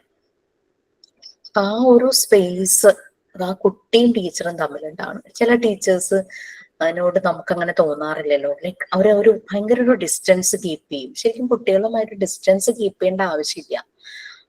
ഡിസ്റ്റൻസ് കീപ്പ് ചെയ്യേണ്ട ഒരു ഇതെന്നൊക്കെ പറഞ്ഞു കഴിഞ്ഞാല് ഈ അഡോളസെന്റ് ഗ്രൂപ്പിനെയൊക്കെ പഠിപ്പിക്കുന്ന സമയത്ത് ലൈക്ക് ചെറിയ ടീച്ചറൊക്കെ ആണെങ്കിൽ അത് നന്നായിരിക്കും എനിക്ക് തോന്നുന്നു. എക്സ്പീരിയൻസ് എന്ന് പറയുവാണ്. എനിക്ക് പല പല പ്രശ്നങ്ങളൊക്കെ ഉണ്ടായിട്ടുണ്ട്, അതുകൊണ്ട് പറഞ്ഞത്. പഠിത്തം ഉപേക്ഷിച്ച് പോയിട്ടുണ്ട് ഒരു കുട്ടി. ഞാനത് അറിഞ്ഞില്ലായിരുന്നു. കാരണം ഒരു സബ്ജക്റ്റിന്റെ എന്റെ സബ്ജക്റ്റിന്റെ പല പോർഷൻസ് ഉണ്ടായിരുന്നു, ടോപ്പിക്സ് ഉണ്ടായിരുന്നു. ജോബ് ഓറിയന്റഡ് കോഴ്സ് ആയിരുന്നു. അപ്പൊ നിങ്ങൾക്ക് ഊഹിക്കാലോ പഠിക്കാൻ വരുന്നവരുടെ ഒരു ഏജ് കൂടുതലും യങ്സ്റ്റേഴ്സ് ആയിരിക്കും. അവര് ജോലിക്ക് വേണ്ടിയിട്ട് കോഴ്സ് പഠിക്കാൻ വരുന്നത്. അപ്പൊ ഇങ്ങനെ ഒരു കോഴ്സിന്റെ എന്റെ പോർഷൻ ഇലക്ട്രോണിക്സ് ആയിരുന്നു. അത് മാത്രം എനിക്ക് എടുത്താൽ മതിയായിരുന്നു. ബാക്കി അതിന്റെ ലാംഗ്വേജ് സൈഡ്, മാനേജ്മെന്റ്, അങ്ങനത്തെ കാര്യങ്ങളൊക്കെ എടുക്കാനായിട്ട് വേറൊരു സാറാ വന്നത്. അത് പിന്നെ എനിക്ക് എടുക്കേണ്ട ആവശ്യമില്ലായിരുന്നു. അതറിഞ്ഞൊരു കുട്ടി കോഴ്സ് ഡിസ്കണ്ടിന്യൂ ചെയ്തിട്ട് പോയി. അത് കഴിഞ്ഞപ്പോ അവിടുത്തെ ഒരു സ്റ്റാഫാണ് എന്നോട് പറഞ്ഞത്, മിസ്സിനെ അവന് ഭയങ്കര ഇഷ്ടമായിരുന്നു. അപ്പൊ പിന്നെ മിസ് എടുക്കുന്നില്ല എന്ന് പറഞ്ഞപ്പോഴേക്കും നിർത്തിയിട്ട് പോയി. അതൊക്കെ നമുക്കൊരു പണി കിട്ടിയ പോലെ ആയിപ്പോയി. നമ്മൾ ശരിക്കും അവനെ മോട്ടിവേറ്റ് ചെയ്യേണ്ടതായിരുന്നു വേണ്ടത്. പക്ഷെ ഇങ്ങനൊരു പണി കിട്ടുമെന്ന് വിചാരിച്ചില്ല. അപ്പൊ അതുകൊണ്ട് കുട്ടികളുമായിട്ട് ടീച്ചർ ഒരു ഡിസ്റ്റൻസ് കീപ്പ് ചെയ്യേണ്ട ആവശ്യമൊന്നുമില്ല ശരിക്കും പറഞ്ഞു കഴിഞ്ഞാൽ. പിന്നെ നമ്മൾ ആ ഒരു ഏജ് കാറ്റഗറി ഒക്കെ പോകുമ്പോൾ ഒന്ന് ശ്രദ്ധിച്ചാൽ നന്നായിരിക്കും. അല്ലെങ്കിൽ മലർ മിസ്സൊക്കെ ആയി പോവും. അപ്പൊ അങ്ങനെ ഒരു ഇതായിരുന്നു. ഓക്കെ, കുട്ടികളുടെ പ്രോബ്ലംസ് മനസ്സിലാക്കാൻ ടീച്ചർക്കേ പറ്റുള്ളൂ. പിന്നെ നമുക്ക് എപ്പോഴും ഈ ചില ടീച്ചർമാരെ കണ്ടിട്ടില്ലേ, ഭയങ്കര ഒരു യുണീക്ക് സ്റ്റൈലാണ് അവർക്ക്. ചിലപ്പോ പേടി സ്വപ്നമായ മാത്സ് പഠിപ്പിക്കാൻ വരുന്ന ടീച്ചറായിരിക്കും. ആ ടീച്ചർ മാത്സ് പഠിപ്പിക്കാൻ തുടങ്ങിയപ്പോഴേക്കും എനിക്ക് എളുപ്പമായി. ചില കുട്ടികൾ അത് പറഞ്ഞു കേട്ടിട്ടുണ്ട്. അപ്പൊ അത് അവരുടെ ഒരു രീതിയാണ്, ഒരു സ്റ്റൈൽ. എല്ലാ ടീച്ചർമാരും പഠിപ്പിക്കുന്ന ടോപ്പിക്ക്, മാത്സ് പഠിപ്പിക്കുന്ന അതേ ടോപ്പിക്കായിരിക്കും അവരും എടുക്കുന്നത്. പക്ഷെ അവരൊരു വേറൊരു രീതിയിൽ എടുക്കും. അത് ഞാനൊരു ബെസ്റ്റ് എക്സാമ്പിള്, നിങ്ങൾക്ക് ഇംഗ്ലീഷ് എടുക്കുന്ന ആരാ? അശ്വതി മാം. ജോബ് സാർ എന്നൊരു സാറും ഉണ്ട്, അശ്വതി മിസ്സും ഒക്കെ ഉണ്ട്. അപ്പൊ ജോബ് സാറും അശ്വതി മിസ്സും വന്നു കഴിഞ്ഞപ്പോ ആണ് ഭയങ്കര ഫീഡ്ബാക്ക് ആയിരുന്നു ഇംഗ്ലീഷിനെ കുറിച്ച് കുട്ടികൾക്ക്. കാരണം അവരുടെ രീതികൾ വേറെയാ. ആദ്യം പഠിപ്പിച്ചിരുന്ന ടീച്ചർമാരെ കമ്പയർ ചെയ്ത് അവരിങ്ങനെ പറയും, കമ്പയർ ചെയ്യുന്നതല്ല, കാരണം ആ ഒരു നല്ല രീതിയിലാണ് അവർ ക്ലാസ് കൊണ്ടുപോകുന്നത്. ക്ലാസ്സിൽ കയറാൻ തോന്നും. എനിക്ക് അശ്വതി മിസ്സിനെ പറ്റിയൊരു ഫീഡ്ബാക്ക് വന്നത് ഞാൻ ഓർക്കണു. മിസ്സിന്റെ ക്ലാസ് ആണ് എനിക്ക് ഏറ്റവും ഇഷ്ടം എന്നൊക്കെ പറഞ്ഞൊരു കുട്ടി കമന്റ് ചെയ്ത് ഫീഡ്ബാക്ക് തന്നിട്ടുണ്ടായിരുന്നേ. ഇത് ബാച്ചാന്ന് എനിക്ക് ഓർക്കില്ല. മിസ്സിന്റെ ക്ലാസ്, എനിക്ക് ഇംഗ്ലീഷ് ഭയങ്കര പേടിയായിരുന്നു. മിസ്സിന്റെ ക്ലാസ് അറ്റൻഡ് ചെയ്യാൻ തുടങ്ങിയപ്പോഴേക്കും ഇംഗ്ലീഷ് എനിക്ക് ഭയങ്കര ഇഷ്ടമായി തുടങ്ങിയെന്ന്. അപ്പൊ അതുവരെയും പേടിയായിരുന്ന ഒരു സബ്ജക്ട്, എനിക്ക് പറയാൻ പറ്റുമെന്ന് തന്നെ സംശയം തോന്നിയിരുന്ന ഒരു സബ്ജക്ട് ആ ഒരു ടീച്ചർ എടുത്തു തുടങ്ങിയപ്പോഴേക്കും കുട്ടികൾക്ക് ഭയങ്കര ഇഷ്ടമായി. ഫസ്റ്റ് ബാച്ചിലൊക്കെ ജോബ് സാർ ആയിരുന്നു എടുത്തത്. ജോബ് സാറിന് മുമ്പ് വേറെ ആരോ ആയിരുന്നു. പിന്നെ ജോബ് സാർ എടുക്കാൻ തുടങ്ങിയപ്പോൾ ആ ബാച്ചിൽ ഒരു 15 years എക്സ്പീരിയൻസ് ടീച്ചറായിട്ടുള്ള ഒരു ടീച്ചർ ഉണ്ടായിരുന്നു. നല്ല ഏജ് ആണ് കേട്ടോ, ഏജ് ഉണ്ട്. ആ ടീച്ചർ പറയുമായിരുന്നു, ഞാൻ ഏത് ക്ലാസ് മിസ്സായാലും ജോബ് സാറിന്റെ ക്ലാസ് ഞാൻ മിസ്സാക്കാറില്ല, അത്രയ്ക്ക് രസമാന്നൊക്കെ പറഞ്ഞു. അങ്ങനെ ഒരു ദിവസം ഞാൻ സാറിന്റെ ക്ലാസ്സിന്റെ വീഡിയോ ഇരുന്ന് കണ്ടേ, ഇങ്ങനെ ഒരു ഫീഡ്ബാക്ക് കണ്ടപ്പോ സാറിന്റെയും കണ്ടു, അശ്വതി മിസ്സിന്റെയും കണ്ടു കേട്ടോ. അങ്ങനെ കണ്ടു എനിക്ക് ഭയങ്കര ഇഷ്ടമായി. സമയമില്ലാത്തതിന്റെ കുഴപ്പം, അല്ലെങ്കിൽ ഞാൻ ഇരുന്നത് മുഴുവൻ കണ്ടേ. നല്ല രസമുണ്ട്. അവർ ക്ലാസ് കൊണ്ടുപോകുന്ന രീതി ഒരു ടീച്ചേഴ്സിന്റെ കഴിവാട്ടോ, അത് അവരുടെ ഒരു പൊട്ടൻഷ്യൽ തന്നെയാണ്. Yes, okay. അപ്പൊ അങ്ങനെ ഈ മിസ് എന്ന് ഉദ്ദേശിച്ച അശ്വതി മിസ് അല്ലേ?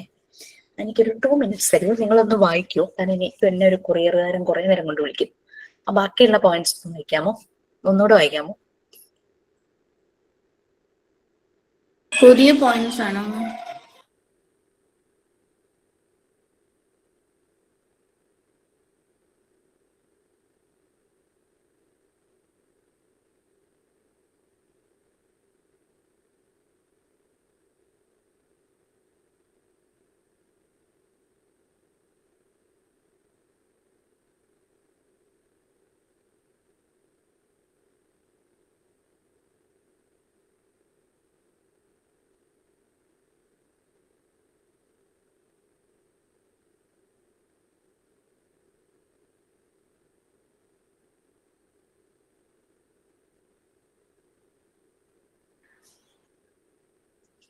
Thank you. വായിച്ചില്ലായിരുന്നോ? അത് തന്നെയല്ലേ ഞാനൊന്ന് പറയാം. ഓക്കെ, അപ്പൊ കുട്ടികളുടെ പ്രോബ്ലംസ് മനസ്സിലാക്കാനായിട്ട് പറ്റും.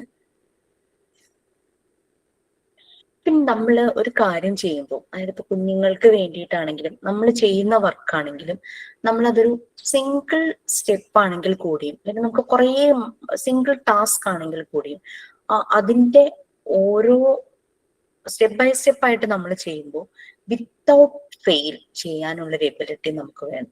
പകുതിക്കിട്ട് നമുക്ക് പോകാനായിട്ട് പറ്റരുത്. ഈവൻ നമ്മൾ ട്രാൻസ്ഫർ ആയോ അല്ലെങ്കിൽ ജോലി റിസൈൻ ചെയ്ത് പോകുവാണെങ്കിൽ കൂടിയും ആ ഒരു കാര്യം നമ്മൾ ശ്രദ്ധിക്കണം. കാരണം പലപ്പോഴും കുട്ടികൾ ഹേർട്ട് ആവാനുള്ള ചാൻസസ് ഉണ്ട്. ടീച്ചർ പോകുമ്പോഴേക്കും അങ്ങനത്തെ കാര്യങ്ങളൊക്കെ വരാറുണ്ട്. പക്ഷെ നമ്മളൊരു സേഫ് ഹാൻഡിൽ ഏൽപ്പിക്കാൻ നമുക്ക് പറ്റുവാണെങ്കിൽ, ചിലപ്പോൾ ആ കാര്യത്തിൽ നമുക്ക് ലിമിറ്റേഷൻസ് ഉണ്ടാകും, എന്നാലും നമുക്ക് ഒരു ആളെ റെഫർ ചെയ്യാൻ പറ്റുവാണെങ്കിൽ ദാറ്റ് ഇസ് ഗ്രേറ്റ്. അപ്പൊ നമ്മൾ അത് അതിന്റെ കൂടെ ഒന്ന് ആഡ് ചെയ്തതാ. അങ്ങനെയൊന്നും എഡ്യൂക്കേഷൻ സെറ്റിംഗ്സിൽ നടക്കുമെന്ന് എനിക്കറിയില്ല, കാരണം റിക്രൂട്ട്മെന്റ് ഒക്കെ വേറെ കാര്യരീതിയിലൊക്കെ ആയിരിക്കാം. ബട്ട് നമുക്ക് റെഫർ ചെയ്യാനായിട്ട് പറ്റുവാണെങ്കിൽ, പെട്ടെന്നൊക്കെ ഇട്ടിട്ട് പോകുന്നത് അതൊരു വല്ലാത്തൊരു ബുദ്ധിമുട്ട് തന്നെയായിരിക്കും. അത് ഇൻസ്റ്റിറ്റ്യൂട്ടിനും കുട്ടികളെയും ബാധിക്കും. അത് ഞാൻ ഇതിന്റെ കൂടെ ഒന്ന് ആഡ് ചെയ്തേ ഉള്ളൂ. പിന്നെ ടീച്ചേഴ്സിന്റെ യൂസ്ഫുൾ ആയിട്ടുള്ള കാര്യങ്ങളല്ലേ പറഞ്ഞേ. To help in measuring learning outcomes. നമ്മളൊരു ലേണിംഗ് പ്രോസസ്സാണ് ചെയ്യുന്നത് അല്ലെ. ലേണിംഗ് പല ആക്ടിവിറ്റീസിലൂടെയും പല കാര്യങ്ങളിലൂടെയും നമ്മൾ ഒരു ലേണിംഗ് പ്രോസസ്സാണ് ചെയ്യുന്നത്. അതിന്റെ ഔട്ട്കം, അതിന്റെ ഔട്ട്പുട്ട്, ഒരു അനാലിസിസ് നമുക്ക് തന്നെ ചെയ്യാം. വേറൊരാള് ജഡ്ജ് ചെയ്യാനോ അനലൈസ് ചെയ്യുന്നതോ ആക്സെപ്റ്റ് ചെയ്യാം. ഇപ്പം ഹെഡ് ഓഫ് ദി ഇൻസ്റ്റിറ്റ്യൂഷൻ ചിലപ്പോൾ ചെയ്യുമായിരിക്കും, അല്ലെങ്കിൽ കുട്ടികളുടെ ഫീഡ്ബാക്ക് എടുക്കുമായിരിക്കും അല്ലെ. അപ്പൊ നമ്മൾക്ക് തന്നെ നമ്മളെ ഒന്ന് അനലൈസ് ചെയ്യും. നമ്മൾ മറ്റുള്ളവർ പറഞ്ഞോട്ടെ, നോ പ്രോബ്ലം, അത് ആക്സെപ്റ്റ് ചെയ്യാൻ പറ്റണം. നമ്മളൊന്ന് ഞാൻ ചെയ്യുന്ന മെത്തേഡ് ശരിയാണോ, ഞാൻ ഈ മെത്തേഡ് ചെയ്യുന്നതുകൊണ്ട് കുട്ടികൾക്ക് നല്ല രീതിയിലുള്ള ഒരു ഔട്ട്പുട്ട് കിട്ടുന്നുണ്ടോ. നമുക്ക് നമ്മളെ തന്നെ ക്രിട്ടിസൈസ് ചെയ്യാം, നമ്മളെ തന്നെ ജഡ്ജ് ചെയ്യാം. മറ്റുള്ളവരെ നോക്കി പോകേണ്ട ആവശ്യമില്ലല്ലോ. ബട്ട് ഒരു നാച്ചുറൽ ടെൻഡൻസി ഹ്യൂമൻ ബീയിങ്ങിന് മറ്റുള്ളവരെ ക്രിട്ടിസൈസ് ചെയ്യുക, മറ്റുള്ളവരെ ജഡ്ജ് ചെയ്യുക, മറ്റുള്ളവർ ചെയ്ത കാര്യങ്ങൾ അനലൈസ് ചെയ്യുക എന്നുള്ളതാണ്. അത് മാറ്റി വെച്ചിട്ട് self analysis, self criticism, self judgement ഇത് ചെയ്യുവാണെങ്കിൽ ആ നമ്മൾക്ക് നമ്മൾ ചെയ്യുന്ന ജോലിയുടെ കാര്യങ്ങൾ അത് എവിടെയൊക്കെ നമുക്ക് ഇനി ശരിയാകാനുണ്ട് എന്നുള്ളത് നമുക്ക് മനസ്സിലാകും. ആ ഒരു മെഷർ നമുക്ക് ചെയ്യാനായിട്ട് പറ്റും. ടൈം ടേബിൾ പ്രിപ്പയർ ചെയ്യുക, ഇതൊക്കെ വരുന്നതാണ് എഡ്യൂക്കേഷൻ സെറ്റിങ്സിൽ. നിങ്ങൾക്കൊരു അസൈൻമെന്റിൽ ഞാൻ തരും. അതിനകത്ത് different type of time table ഉണ്ടാക്കുക എന്നുള്ളത്, ടൈം ടേബിളിന്റെ മോഡൽ സെറ്റ് ചെയ്യുക എന്നുള്ളതുണ്ട് കേട്ടോ. ഒരു സ്കൂളിലെ പ്രീ സ്കൂൾ കെ ജി സെഷന്റെ ടൈം ടേബിൾ സെറ്റ് ചെയ്യുക. നമ്മൾ വർക്ക് ചെയ്യുന്നുണ്ടെന്ന് അസ്യൂം ചെയ്തിട്ട് നമുക്ക് സെറ്റ് ചെയ്യാറ്. അപ്പോ എന്തൊക്കെ ടൈം ടേബിൾ നമ്മൾ ചെയ്യേണ്ടി വരും? എങ്ങനെ മീൻസ് മനസ്സിലായില്ല. അവർക്കിങ്ങനെ ഒരു കെ ജി സെഷനില് ഒരു സ്കൂളിലെ ടൈം ടേബിൾ സെറ്റ് ചെയ്യണം. കെ ജി മാത്രമേ ഉള്ളൂ എന്ന് വിചാരിക്കാം. എന്തൊക്കെ ടൈം ടേബിൾ സെറ്റ് ചെയ്യണം?